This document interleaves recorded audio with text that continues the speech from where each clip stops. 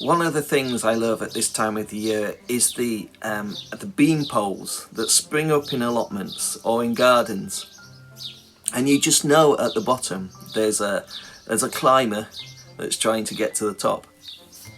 And it's wonderful when you see these plants, how they wrap themselves around the pole to get to the top.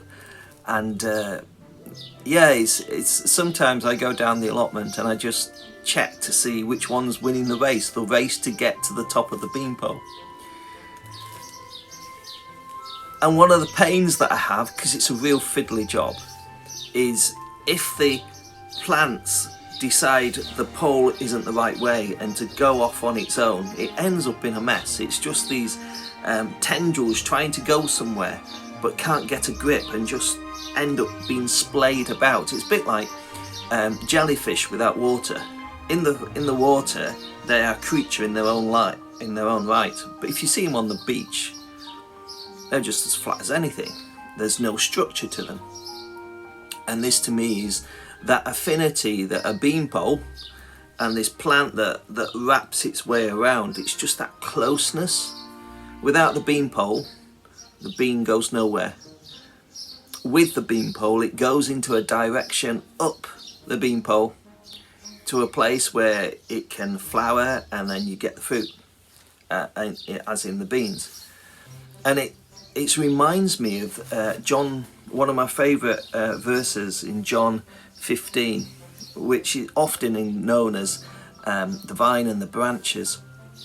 And if you think of the vine as well, it's often a central trunk that goes up, and then the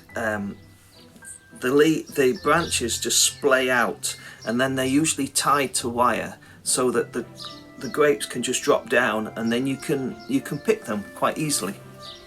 And in verse 5 of this scripture it says, I am the vine, as in Jesus is the vine, you are the branches. If you remain in me and I in you, you will bear much fruit.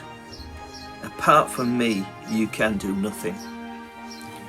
And that sentence just mirrors what happens with the beans.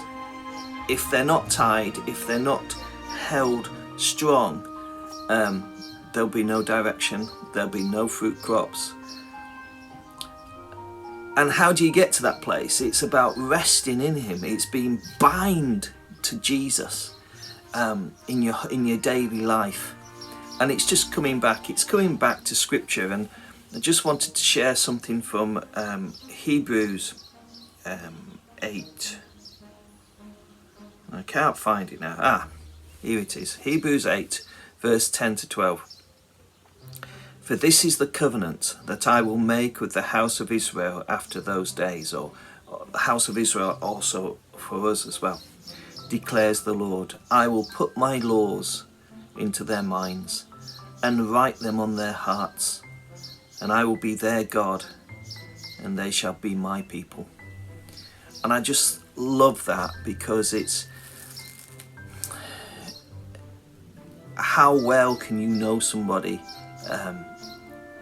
You've got to know them on the inside, and it's just that, again, that affinity, that closeness, that not only do we wrap ourselves around God, but he wraps himself around us so that we can lean on him for structure, we can lean on him for direction, we can lean on him so that we can be fruitful.